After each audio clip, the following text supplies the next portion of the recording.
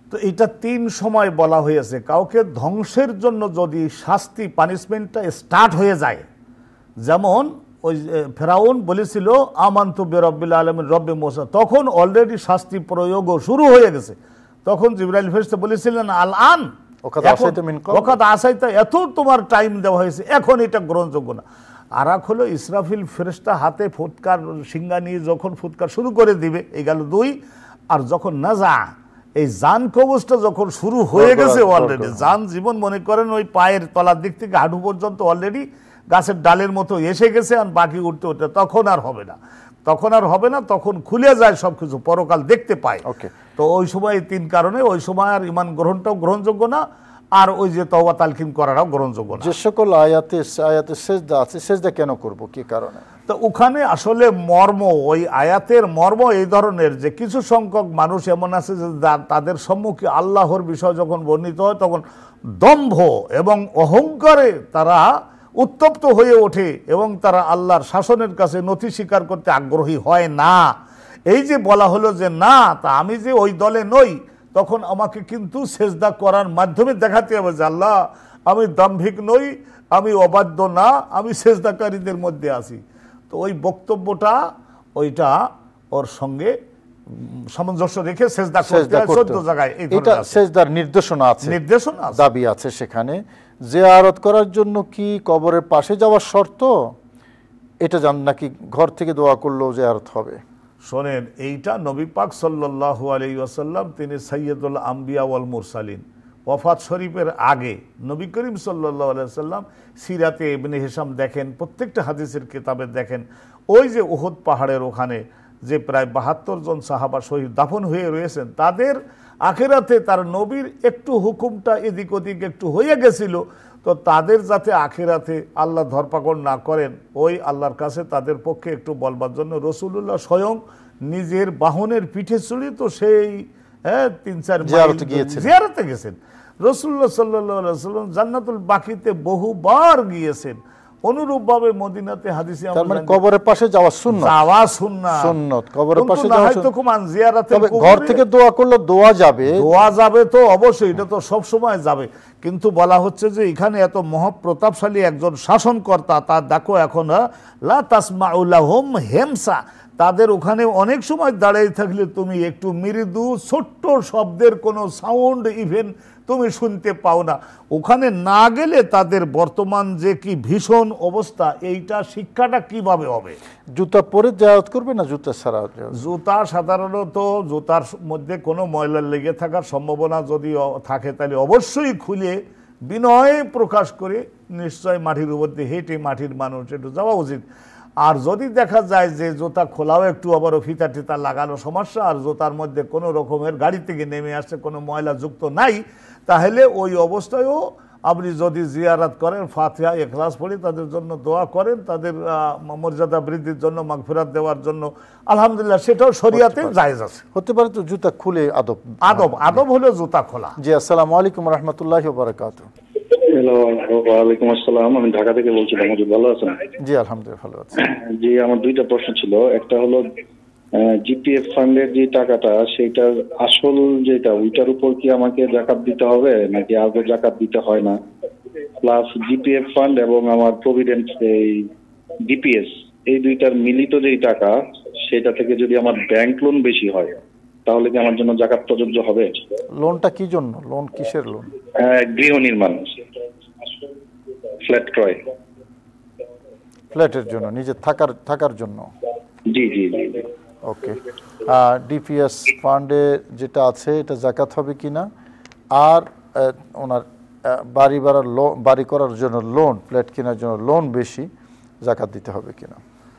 আপনার এমনি ইসলামের কমন আইন তো হলো এই যে যদি দেখা যায় যে আপনার কাছে একজন লোক আপনার কাছে আছে 60 লাখ, কিন্তু আপনি একজনের কাছে লোন নিয়েছেন 70 লাখ, তাহলে তো সেই 70 লাখ শোধ করে দিলে তো আপনি তো এমটি হ্যান্ড, আপনার কাছে তো কিছু থাকে না, তখন তো আর যাকাত দিবেন আর কিসের? কারণ আপনার কাছে যে টাকাটা এটা তো আপনার না, এটা তো আরেকজনের টাকা। লোনটা অপরিহার্য লোন, ওনার ওই যে বাসা, নিজের ফ্ল্যাট কিনা। হ্যাঁ, এটা যদি হয় তাহলে, আর আপনি হাজাতে আসলিয়া হিসাবে ওই যে লোন যেটা আপনি করেছেন, এইটা আপনি শরিয়াতে অনুমোদিত আছে। ইসলামিক ব্যাংক বা অন্যান্য সকলেই বিরাট আকারের লোন প্রদান করে থাকে।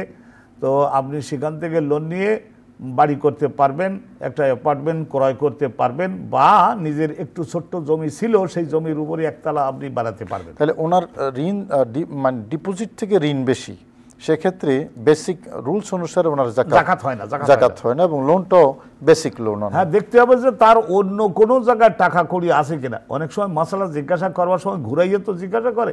একজন বললে তো আমরা বললাম যে না জাকাত নাই, তা বলতে যে হুজুর এই মাথা চুলকাতে বললেন যে হুজুর আমার তো একটু অন্য জিনিস আছে, সেটা বলবো আমি, বলেন। তো বলছে যে ওই উত্তরায় বা ওই যে 300 ফিটের ওই দিকে আমার বাণিজ্যিক নিয়ে 3টা প্লট আছে। আমি জিজ্ঞাসা করলাম 3টা প্লটের দাম কত হতে পারে?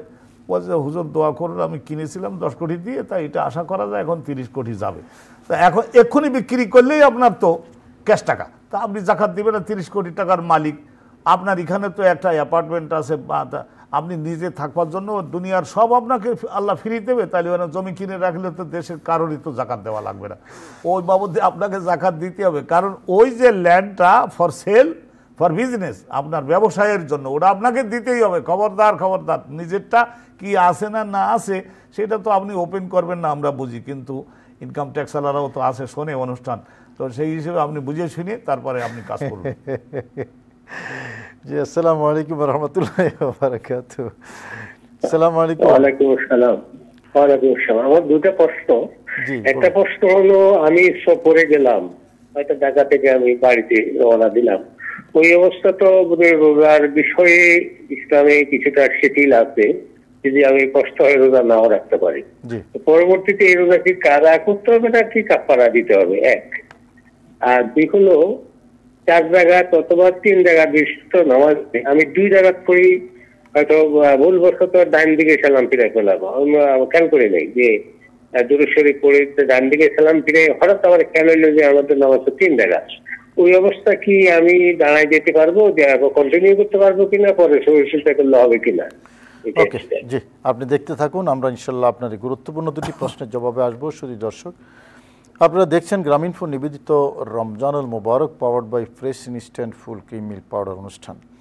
এ পর্যায়ে আমরা ছোট্ট বিরতিতে যাব, ইনশাল্লাহ বিরতি শেষে আবারও ফিরব অনুষ্ঠানে। আমরা থাকবো, আমাদের অতিথি থাকবেন, আশা করি আপনারা আমাদের সাথেই থাকবেন। আল্লাহু কি যে মধুর নাম। সম্মানিত দর্শক, বিরতি শেষে আবারও সবাইকে স্বাগত জানাচ্ছি গ্রামীণফোন নিবেদিত Ramzanul Mubarak powered by Fresh instant full cream milk powder অনুষ্ঠানে। আমরা আছি আপনাদের সাথে, নিশ্চয় আপনারাও আছেন। বিরতিতে যাবার আগে দুটি প্রশ্ন আমাদের হাতে ছিল। একটা হলো, সফর অবস্থায় যে নামাজ, সেটা রোজা এটা কি কাজা করতে হবে না কাফারা দিতে হবে? না, কাফারা না। শারীরিকভাবে যদি উনি সুস্থ হন, তাহলে ওনাকে যখন উনি বাড়িতে পৌঁছবেন, যখন উনি সুস্থ হবেন, তখন ওনাকে যে কয়টা রোজা উনি রাখতে পারেননি সেই কয়টা রোজার কাজা করবেন। একসঙ্গেও করে দিতে পারেন, 6টা পরপর করে দিলেন, আবার বিরতি দিয়েও করে দিতে পারেন। এটা কাজা করতে হবে সফর অবস্থা। আর যদি সফর অবস্থা উনি শারীরিকভাবে ফিট থাকেন, তাহলে তিনি সফর অবস্থা রাখলেও তো অসুবিধা না, আদায় হয়ে যাবে, মানে আদায় হয়ে যাবে। কিন্তু উত্তম হলো, এই যে আমাদের হানাফি মাযহাবে উত্তম হলো রোজা না রাখা। আল্লাহ রাব্বুল আলামিন সুযোগ দিয়েছেন, সুযোগটা গ্রহণ করা, নামাজের বেলায়ও অনুরূপভাবে রোজার বেলায়ও। কাফারা তো লাগবে না, কাফারা লাগবে না। তবে সাধারণত সফরে কষ্ট, সেই জন্য অনেকেই মানে ভাঙেন। আর যদি নান্দনিক সফর হয়, এখন তো অনেক সফর আছে যে সফরে আসলে কোনো কষ্টই হয় না। যেমন মনে করেন আমি হেলিকপ্টার নিয়ে ঢাকা থেকে চিটাগং গেলাম, বাস এখানে গিয়ে ওখানে উঠলাম, আবার চলে আসলাম, তাহলে তো অসুবিধা নেই, রাখাটাই ভালো, রাখা ভালো। তাহলে পরের আর রাখার আর প্রসঙ্গ আসতেছে না। 4 রাকাত বা 3 রাকাত বিশিষ্ট নামাজে তিনি 2 রাকাতের পর ভুলক্রমে সালাম ফিরিয়ে নিয়েছেন, এখন কি করবেন? তিনি সঙ্গে সঙ্গে বাকি আপনি খাড়া হয়ে যাবেন, সঙ্গে সঙ্গে দ্বিধাদ্বন্দ্বে থাকবেন না, খুব উইদাউট মেকিং এনি লেট, কোনো দেরি করবেন না, তাড়াতাড়ি যেটা করতে পারেন না সেইটা আপনি করেন। তার মানে 3য় রাকাতটা পড়েন, তারপরে আপনার যে একটা অমনোযোগ হয়েছিল, নিশ্চয় আপনি অত সাধু ব্যক্তি তো না, নিশ্চয় অমনোযোগ হয়েছে, সেই জন্য একটা সেজদায় সহ দয়া করে আপনি দিয়ে দিতে হবে। শুধু দর্শক, এটাকে বেনা বলা হয়, শরীয়তের পরিভাষায় বেনা বলা হয়। একেবারে সঠিকভাবেই আমাদের সম্মানিত আলোচক বলেছেন। আপনি সালাম ফিরানোর পরে দুই দিকেও যদি সালাম ফিরিয়ে নেন, শর্ত হলো আপনি এমন কোনো কাজ করতে পারবেন না যে কাজ করলে নামাজ ভঙ্গ হয়ে যায়। সে মনে করেন আপনি এখান থেকে উঠে ওইদিকে বের হয়ে যাচ্ছেন, তাহলে আপনার বুকটা যদি অন্যদিকে ফিরে যায় তাহলে তো আর নামাজের ইয়ে থাকে না, কন্টিনিউশন থাকে না। অথবা আপনি দুনিয়াবি কথা বললেন, সেটা তো টেলিফোনে কথা বললেন, সেটা তো আপনার আর দাঁড়ানোর সুযোগ নেই। কিন্তু যদি আপনি ওই নামাজের মসলাতে বসা আছেন, অথবা যদি আপনি দোয়াও করেন, দোয়া যেহেতু দুনিয়াবি কথা না, তারপরও স্মরণ হয়েছে, আপনি দোয়া মুনাজাত করতেছেন, তারপরও স্মরণ হয়েছে, আপনি চাইলে দাঁড়িয়ে বাকি যে রাকাত আছে সেটা আদায় করে আপনি সহজে নামাজ শেষ করতে পারবেন। ইসলামটা সহজ, ইসলামটা সহজ। জি, আসসালামু আলাইকুম রহমতুল্লাহি ওয়া বারাকাতুহু। হ্যালো, আসসালামু আলাইকুম। ওয়ালাইকুম আসসালাম। আমার প্রশ্ন হলো রমজান মাসে, ওয়ালাইকুম আসসালাম, আমার দুইটা প্রশ্ন। জি বলুন। রমজান মাসে মৃত ব্যক্তিদের জন্য আমরা গরিব মিসকিনদের জন্য কি খাবার দিতে পারি কিনা, খাবার বলতে রান্না করি সবাইকে ইয়ে করতে পারি কিনা, এটা কি ঠিক হবে কিনা? জি বলেন। আরেকটা প্রশ্ন হলো ওই আপনার আকিকার মাংস আমরা কি রান্না করি গরিব দুঃখী এবং আত্মীয় স্বজনদের মধ্যে খাওয়াই দিতে পারি কিনা, এই দুইটা প্রশ্ন। ওকে, দুটি প্রায় কাছাকাছি প্রশ্ন। আল্লামা আব্দুর রাজ্জাক, রমজান মাসে রান্না করা খাবার এবং রান্না করে খাদ্য রান্না করে আপনি অভাবী লোক, বিশেষ করে যারা আর্থিকভাবে দুর্বল রোজাদার, তাদের খাওয়াই দিবেন এবং এর যে স্বভাবটা হবে আপনার মরহুম মরহুমা বাপ মা দাদা দাদি তাদের নামে বকশেষ করে দিবেন। আলহামদুলিল্লাহ, মস্ত বড় খেদমত আপনি পরকালবাসী আপনার আত্মীয় স্বজনগণের জন্য আপনি করেছেন। জমহুরে উলামায়ে ইসলাম ফি কুল্লি জামানিন ফি কুল্লি আসরিন, হর জামানার আহলুস সুন্নাত ওয়াল জামাতের উলামায়ে কেরাম বলেছেন যে এই যে খানা তৈরি করে খাওয়াইয়ে স্বভাবটা তার বাপ মা দাদা দাদির নামে বকশিশ করে দিল, এর দ্বারা পরকালে তাদের রুহগণ উপকৃত হয়ে থাকেন। অনুরূপ আকিকার গোশত রান্না করে বিলিয়ে দিতে পারবে, হ্যাঁ সেটাও জায়েজ আছে। তো অনেকটা ব্যয়বহুল হয়ে যায়, তো কাঁচা গোশত আপনি রান্না করে যদি আপনি খাওয়াইয়ে দেন, আর্থিকভাবে আপনি সক্ষম হলে করতে পারেন, আলহামদুলিল্লাহ সেটাও জায়েজ আছে, শরীয়তে জায়েজ আছে। জি, এটা আমার তো আমার অন্তর্ভুক্ত। জি, আসসালামু আলাইকুম রহমতুল্লাহি ওয়া বারাকাতুহু। জি, আসসালামু আলাইকুম। ওয়া আলাইকুম আসসালাম। জি হুজুর, ভালো আছেন? জি আলহামদুলিল্লাহ। হ্যালো। জি জি বলুন। ঢাকা থেকে বলছিলাম হুজুর। হুজুর, আমার কিছু প্রশ্ন ছিল। যে আমি যতদূর জানি ইসলামের ছবি প্রদর্শন করা বা ছবি দেখানোটা ভালো না, সেই ক্ষেত্রে যে আমাদের ইসলামিক অনুষ্ঠানগুলো হয় সরাসরি ক্যামেরাতে দেখাচ্ছে, এটা কি ঠিক? প্লাস ধরেন অনেকের ইউটিউব চ্যানেল থাকে, ওইখানে কেউ ইসলামিক কথা বলে, কেউ সমাজ সচেতনতামূলক কথা বলে, বা কেউ ডাক্তারি কথাবার্তা বলতেছে, এটা কি করা যাবে বা এটা কি ঠিক কিনা? জি, অনেক গুরুত্বপূর্ণ প্রশ্ন করেছেন আপনি। ছবি, প্রথমত যে হাদিসগুলো ছবি সংক্রান্ত আছে, ওই হাদিসগুলো তারা সাধারণত জীবের ছবি মূর্তি আকারে যেগুলা আরব সংস্কৃতির মধ্যে ছিল সেগুলা কঠোরভাবে নিষেধ করা হয়েছে এবং বলা হবে যে তোমরা এগুলার মধ্যে জীবন দান করো। আর যেগুলো তসবিরে শামসি বলা হয়, অর্থাৎ কাগজের মধ্যে ছবি তোলা, কাগজের মধ্যে ছবি তোলার বিষয়ে পূর্ববর্তী এবং পরবর্তী ওলামায়ে কেরামের মধ্যে বিভিন্ন বিশ্লেষণ আছে। সেই বিশ্লেষণের মধ্যে অকারণে অর্থাৎ অপ্রয়োজনে ছবি তোলা, এটা ওলামায়ে কেরাম মাকরু বলেছেন। অপ্রয়োজন, কোনো প্রয়োজন নেই ছবি তোলা মাকরু বলেছেন, এটা ওলামায়ে কেরামের মতামত। আর আমাদের যে অনুষ্ঠানগুলো, এটা কিন্তু ভিডিওর যে অনুষ্ঠান, টেলিভিশন যে অনুষ্ঠানগুলো দেখেন, সেই অনুষ্ঠানগুলো কিন্তু এই ছবি না, অর্থাৎ যেটা তসবিরে শামসি, যেটা কাগজের ছবি তোলা না, এটা সরাসরি ভিডিওর মাধ্যমে ভিজুয়াল হচ্ছে আমরা, এটা ওই নিষেধাজ্ঞার আওতায় পড়ে না। আর দ্বিতীয়ত এই অনুষ্ঠানগুলোর মাধ্যমে লক্ষ লক্ষ মানুষ দ্বীন ইসলাম সম্পর্কে জানতে পারছে। এটা একটা দ্বীনই প্রয়োজন, দ্বীনের প্রয়োজন। আর এটা ওই তসবিরের শামসি না, অর্থাৎ কাগজের যে ছবি তোলে সেটাও না। ওটার ব্যাপারেও উলামায়ে কেরাম শিথিলতা প্রদর্শন করেছেন। আধুনিক যুগে অনেকেই শিথিলতা প্রদর্শন করেছেন, যেহেতু বালোয় আম হয়ে গেছে, এখন পাসপোর্টের জন্য ছবি লাগে, নয়তো আপনি হাসপাতালে যেতে পারবেন না, বিদেশে যেতে পারবেন না, হজে যেতে পারবেন না, উমরায় যেতে পারবেন না, জমা জমি ক্রয় বিক্রয়, কোম্পানি খোলা, সরকারি হাজারো জায়গার মধ্যে ছবির প্রয়োজন হয়। তো এটাকে বালোয় আম বলা হয় শরীয়তের পরিভাষায়। তো সে কারণে এই জায়গায় অনেকেই শিথিলতা প্রদর্শন করেছেন। তবে ওই যে মূর্তি তৈরি করা, একটা বডি তৈরি করা, এটা কঠোরভাবে নিষিদ্ধ। জি, আসসালামু আলাইকুম রহমতুল্লাহি ওয়া বারাকাতুহু।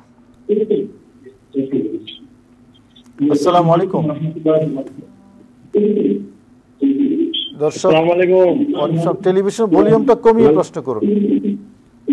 হ্যালো, আসসালামু আলাইকুম। জি জি জি, কমাইতেছি। জি, জি জি বলুন। ভালো আছেন? আলহামদুলিল্লাহ। আমি একজন অ্যাডভোকেট বলতেছি চুয়াডাঙ্গা থেকে। জি, আচ্ছা, আমার প্রশ্ন হলো আপনার কাছে যে যখন নবীজিকে তারা দমন করতে পারতেছিল না, তখন আরবের মুশরিকরা ইহুদির কাছে গেল। ইহুদিরা বললো সে যদি নবী হয় তাহলে তাকে 3টে প্রশ্ন করবা, ওই 3টে প্রশ্নের উত্তর যদি সে দিতে পারে তাহলে মনে করবা নবী।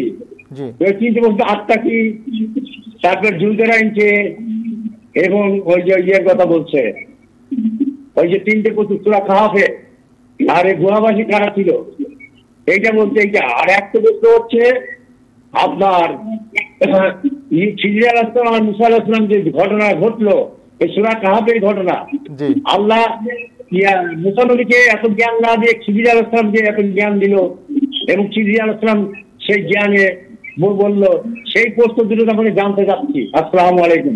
ওয়ালাইকুম সালাম। আপনি 3টি প্রশ্নের কথা বললেন, আমি ক্লিয়ার হই নাই। একটা ঘটনা যদ্দুর হাদিসে আমার জানা আছে, নবীজির কাছে কোনো এক ইহুদি এসে প্রশ্ন করেছিলেন। প্রথম প্রশ্নটা ছিল যে জান্নাতীদেরকে আল্লাহ প্রথম কি দিয়ে আপ্যায়ন করবেন। আরেকটা ছিল যে ছেলে এবং মেয়ে হওয়ার ভিন্নতা কেন, কখন ছেলে হয় কখন মেয়ে হয়। আমার মনে হয় আপনি ওটা ইন্ডিকেট করেছেন কিনা আমি জানি না। সহিহ বুখারী শরীফে আমার যদ্দুর মাথায় আছে সেটা হইতে পারে। নবীজি আবার জবাব দিয়েছিলেন যে প্রথম আপ্যায়ন করবেন মাছের কলিজা দিয়ে, মাছের ওই যে বোনা কলিজা, বিরাট মাছ, ধরেন 3-4 মণ মাছ, ওই কলিজার পাশে আর একটা ছোট জাতীয় থাকে, হ্যাঁ, সেইটা কেবদুন বলা হয়। কেবদুল হৌত, কাবাদুল হৌত, হ্যাঁ কাবাদুল হৌত, এটা আছে হাদিসে।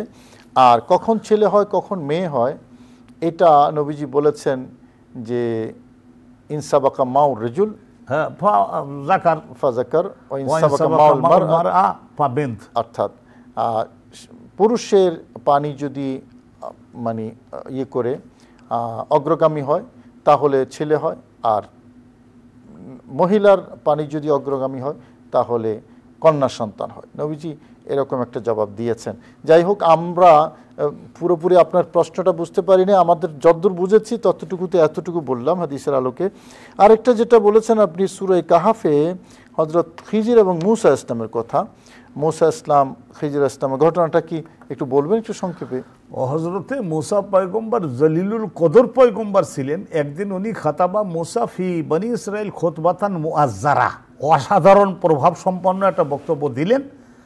তো মানুষ হয়রান হয়ে গেল যে আল্লাহু আকবার। তো ওর মধ্য থেকে বিপদে ফেলবার জন্য তো দু একজন প্রশ্নকর্তাও থাকে। তো একজন প্রশ্ন করলো যে হ্যাঁ আলামুন্নাস, মানব জাতির মধ্যে তো সবচেয়ে বেশি এলেমের অধিকারী আমরা মনে করছি আপনি, তা আপনি বলেন তো দেখি আসলে কে?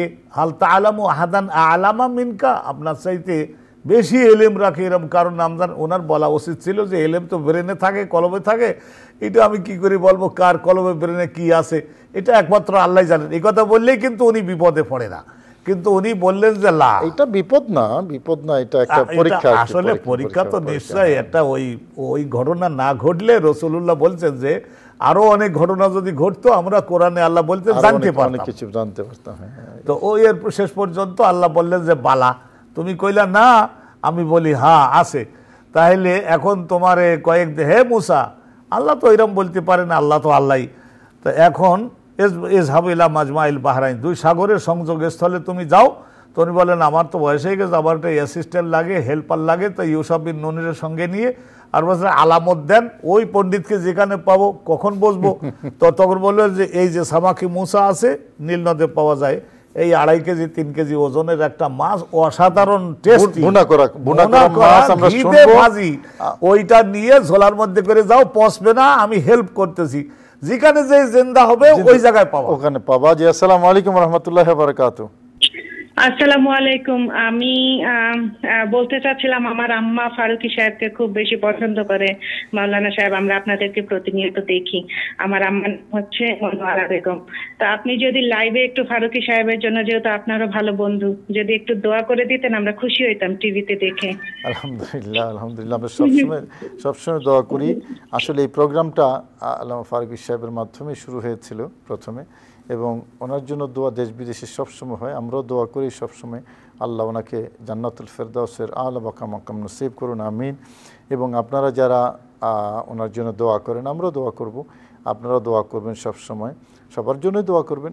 আর যেহেতু তিনি একটা বড় খেদমত করে দুনিয়া থেকে বিদায় নিয়েছেন, তো ওনার জন্য দোয়া তো এটা খুব স্বাভাবিকই আসে, লক্ষ লক্ষ মানুষ ওনাকে স্মরণ করে দোয়া করে, আমরা দোয়া করি আল্লাহ ওনাকে জান্নাতুল ফেরদাউস নসিব করুন, আমিন। আর আপনার আম্মা জানার মতো বহু আম্মা আছেন, ওনাকে চেনেন, জানেন, ভালোবাসেন এবং অন্তর থেকে দোয়া করেন। জি আসসালামু আলাইকুম ওয়া রাহমাতুল্লাহি ওয়া বারাকাতুহু। ওয়ালাইকুম আসসালাম ওয়া রাহমাতুল্লাহি ওয়া বারাকাতুহু। জি বলুন। ওয়ালাইকুম আসসালাম ওয়া রাহমাতুল্লাহি ওয়া বারাকাতুহু। হ্যালো, টেলিভিশনের ভলিউমটা কমিয়ে প্রশ্ন করুন, টেলিভিশন ভলিউমটা কমিয়ে নেন। হ্যালো, জি জি শুনতে পাচ্ছি, বলুন। আচ্ছা, আমার 4টা প্রশ্ন ছিল হুজুর। বিশেষ করে আপনাকে আমার সালাম, আপনি ভালো থাকেন আর আমাদের প্রতিনিয়ত এই অনুষ্ঠানগুলো দেখান। আর একটু হুজুর, আমার 4টা প্রশ্ন। কাবায় হাতিমে নামাজ পড়ার ফজিলত কি, এবং কাবা ঘরের স্বর্ণের গেট ধরে দোয়া করার ফজিলত কি, ও মা বাবার নামে উমরা করার হজ পালন করলে মা বাবাকে সরাসরি সওয়াব পাবেন। আর ইসলামের নামের অর্থ কি? কি নামের অর্থ কি? ইসলামের নামের অর্থ কি? মা বাবা যদি ইসলামের নামের নাম রাখেন তাহলে তার অর্থ কি হবে? ইসলাম নাম। জি জি জি, ইসলাম নাম। আর প্রথম দুইটা প্রশ্ন জি, ইসলামের নাম যদি রাখে। না, প্রথম দুইটা প্রশ্ন আবার বলুন একটু। কাবায় হাতিমে নামাজ পড়ার ফজিলত কি? হাতিম ওকে, হাতিমে জি।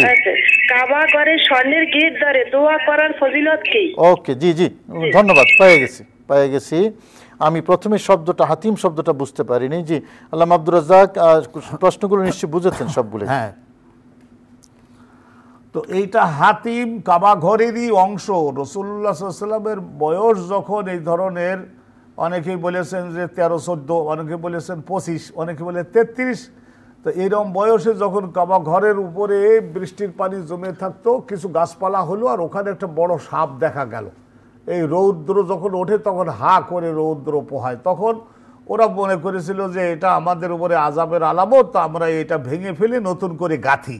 তো যখন ওইটা গাঁথা হলো তখন হালাল টাকায় কুলায় না, সেই জন্য ইব্রাহিম পয়গম্বরের আমলে কাবা ঘরের যে অংশ ছিল ওর কিছুটা, ধরেন 10 আনার উপরে ঘর তৈরি হলো, আর যেমন 6 আনা বাইরে রেখে কাবা ঘরেরই অংশ, ওটা হাতিম, ওটাও হাতিম। তো ওখানে নামাজ পড়া মানে হলো কাবা ঘরের ভিতরে নামাজ পড়া। ওকে, পেয়ে গেছি।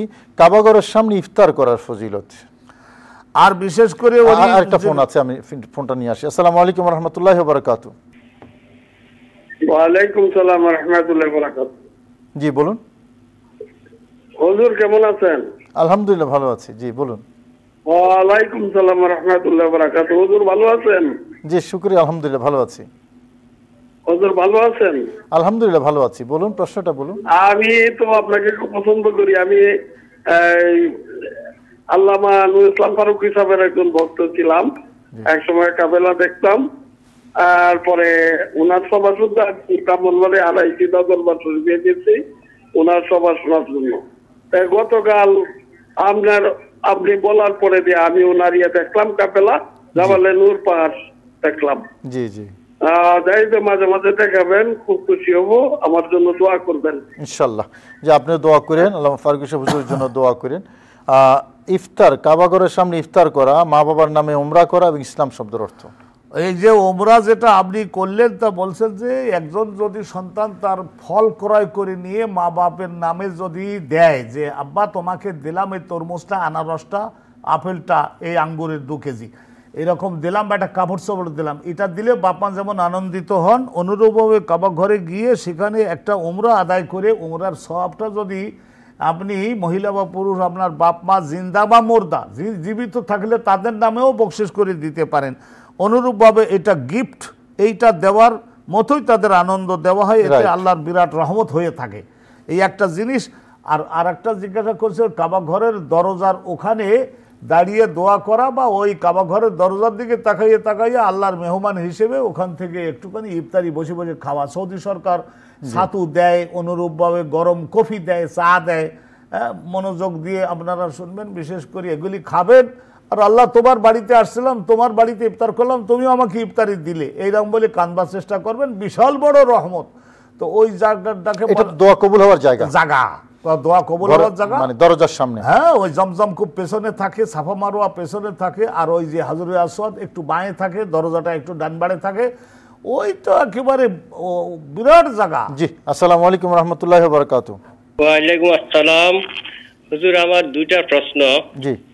1 নম্বর প্রশ্ন হলো যে ফেসবুকে এক বক্তা একটা মাসালা দিল যে আমি মনে করেন যে জোহরের নামাজ বা কোনো নামাজ আমি জামাতে পাইলাম না, কিন্তু আমি মসজিদে ঢুকে দেখলাম একজন লোক নামাজ পড়তেছে, আমি নাকি তার পিছে আমার যেটা পাই নাই, মনে করেন জোহর পাই নাই, জোহরের নিয়ত করে তার পিছে আমি একটা দায়িত্ব বিয়াজিল ইমাম দাঁড়াই গেলাম, কিন্তু সে কি পড়ছে সেটাও আমি জানি না, কিন্তু এই নাকি আমি আমার নামাজ নাকি হয়ে যাবে জোহরের নামাজ। আরেকটা বললো যে আমি এশার নামাজ পাইনি রমজান মাস চলাকালীন, কিন্তু সে বলতেছে আমি এশার নামাজ যখন পান নাই, আপনি আইয়া দেখতেছেন যে তারাবিহ চলতেছে, আপনি তারাবির মধ্যে এশার নামাজের জামাতের নিয়ত করে দাঁড়াই যাই, যতক্ষণ ইমামের আছে ওই 2 রাকাত শেষ করে বাকি 2 রাকাত আপনি পড়লে আপনার এশার নামাজও আদায় হয়ে যাবে জামাতের সব। এটা কতটুকু মাসলার, কতটুকু সত্যতা একটু জানাবেন, একটু ভালো হলো। এটা মাসলা না, এটা হযবরল। এই বক্তা ফেসবুকে করতেছে, আমরা একটা বিভ্রান্তিতে পড়তেছি যে একটু ভুলটা ধরাই দিবেন। হযবরল, ওই যে একটু আগে আমরা একটা মাসালা আলাপ করেছিলাম, সালাম ফিরিয়ে নিয়েছেন, ওখানে একটা শব্দ বলেছিলাম বেনা। এই যিনি বলেছেন উনি ফেকা ফতোয়া সম্পর্কে একেবারেই জানে না, সেজন্য হযবরল বললাম। একেবারেই ফতোয়া ইসলামী থেকে শুরু করে ফতোয়ার সব কিতাবের মধ্যে আছে যে ফরজ আদায়কারী নফল আদায়কারীর পেছনে, সুন্নত আদায়কারীর পেছনে ইক্তেদা করলে তার নামাজ হবে না।